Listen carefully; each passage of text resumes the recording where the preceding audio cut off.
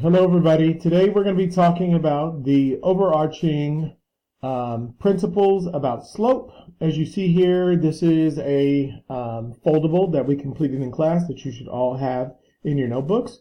As you see, it is noted that it is slope. Let's go ahead and go over it. I want to just go ahead and breathe some life into it for you guys, just in case you forgot some of the finer points that we talked about in class. Now, what is the definition of slope? Okay, so we notice the definition of slope is going to be the steepness of a straight line. It can be either positive, negative, undefined, or a zero rate.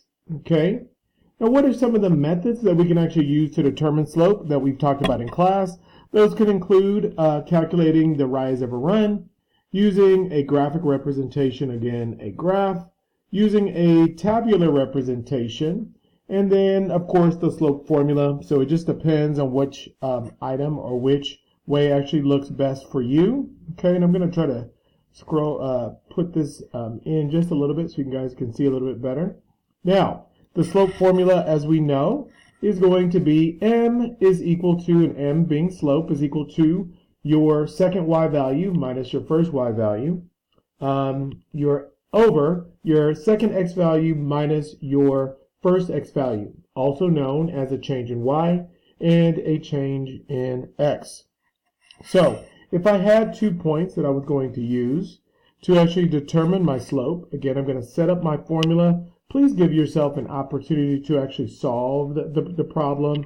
And if you do not have your slope formula written down, then that's not going to be the best method for you. So we had 2 points here, -2, 3, and 4, -1.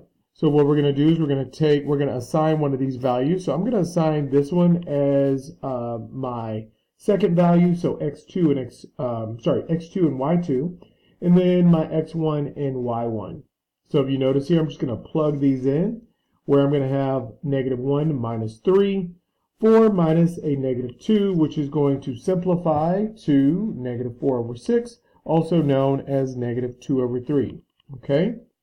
So if I had a graph, I again am going to pull several points. Now, my best course of action is to make sure that I'm pulling points from this graph where there's an exact intersection of this line. So again, if I were to choose one, maybe here and there, okay, and we're going to name those points, assuming that each one of these increments is 1. We did go ahead and assign the values here. The values that we chose were 0, 2, and -3, 1. So again, I'm going to plug these in for my y2 and my y1 values, x2 and x1 values, 1 minus 2 over -3 minus 0, which is going to give me -1 over -3, which would simplify to 1/3. Now, let's look at what our slope would actually look like. Now, what does a positive slope look like? We know that the line is going to look like where, as my x values increase, also my y values increase. A negative slope is going to look like, as my x values increase, again, what happens to my y's? Those y's go down, okay? So along this line, you're going to notice that. Now, what does a zero slope look like? The zero slope looks like this, where we have a completely horizontal line, okay? And then an undefined slope, if you notice here, is going to be one that is completely vertical. Now, what is a graphic representation to help us remember that? Again, if your line goes this way, it's going to be a positive slope. If your line goes that way, negative slope. We call this the slope tree, by the way.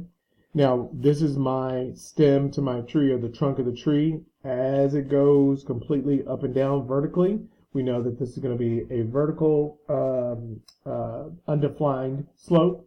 And then we have our zero slope as we had here, okay, where it's completely horizontal. There was one last that we did not cover. This was taking values from your table, taking 2 different values from your table and again, plugging those in, assuming that this is my second set, my first set, plugging those in to give myself my slope here. Okay, so just different ways of finding slope. So that's pretty much just the overview that I was going to go through today. Again, if you have any additional questions, please come to class with those questions. Come to a tutorial, and as always, I will see you tomorrow.